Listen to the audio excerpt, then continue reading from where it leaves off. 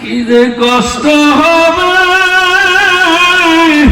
আমার মাওলা সারা কেহ জানেন না। আল্লাহ আমার নবী ফরমান, হে বেনামাজিরা শোন বাবা, বাবারা তোরা আমাদের শত্রু না, আমিও তোদের শত্রু না।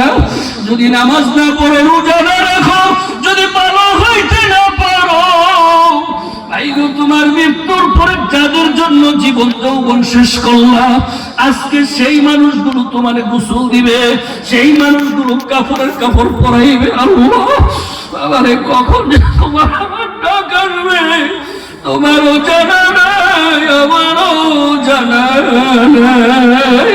বাবা আজকে সকালের ঘটনা, আমাদের দত্তের গাঁও পশ্চিম পাড়ার পূর্ব পাশের লোক কান্দাপাড়া অনেকেই চিনেন। কান্দাপাড়ার একটা ছেলে মুস্তফা মিদ্দা, আরে আমাদের কত মহাব্বতের মানুষ ছিল, আমার চাইতে আরো কয়েক বছরের ছোট বয়সে। আজকে সকালে বাজার করতে সে বলতো না, সুস্থ মানুষ বাজার থেকে বাড়িতে যাইয়া তার মোটর সাথে ছিল কেমনি জানি কারেন্টে শর্ট খাইছে। এই শর্ট খাইয়া জমিনের মধ্যে সিটকা পয়রা গিয়া কিছুক্ষণের মধ্যে দুনিয়া থেকে বিদায়। মাগরিবের পরে জানাজা, যে লোকটা গতকালকেও সকালবেলা বাজারে সুস্থ, আজকে মাগরিবের পরে সে হলো কবরের বাসিন্দা। যুবক ভাইরা, মুরব্বী বাবারা, যখন যাব তোমারও জানা নাই, আমারও জানা নাই। যাদের পিছনে পড়িয়া জীবনটারে শেষ করলো, আজকে তারাই তোমার সাদা কাপড় দিয়া প্যাকেট করিয়া খাটের মধ্যে শোয়াই রাখবে। সেই আপন মানুষগুলো তোমার জানাজার ময়দানে হাজির হইয়া যাইবে।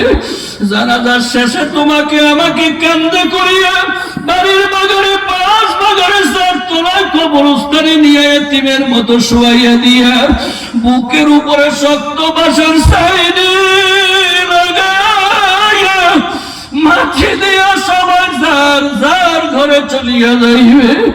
আমি আর তুমি এমন একটা ঘরে থাকবো, যেই ঘরে দরজা নাই, জানালা নাই, সাথী নাই, বাতি নাই, একমাত্র আমার মাওলা ছাড়া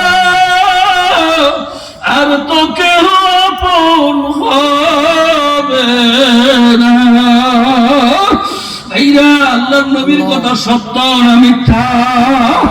আল্লাহর নবী বলেন, যারা দুনিয়াতে ভালো হইতে পারে নাই, জমিনের উপরে ভালো হয়ে চলতে পারে নাই, অর্থাৎ আল্লাহর হুকুম নবীর তরিকা অনুযায়ী জীবনকে চালাইতে পারে নাই, এমন মানুষগুলোর কবরে ডান পাশের মাটি, বাম পাশের মাটি এমন ভাবে চাপ মারিয়া বসবে, এক পাশের হাড্ডিগুলো আরেক পাশে ঢুকাইয়া ফেলাইবে। আল্লাহ আমার নবী ফরমান, কোন কোন নাফরমানের কবরে একটা না দুইটা 99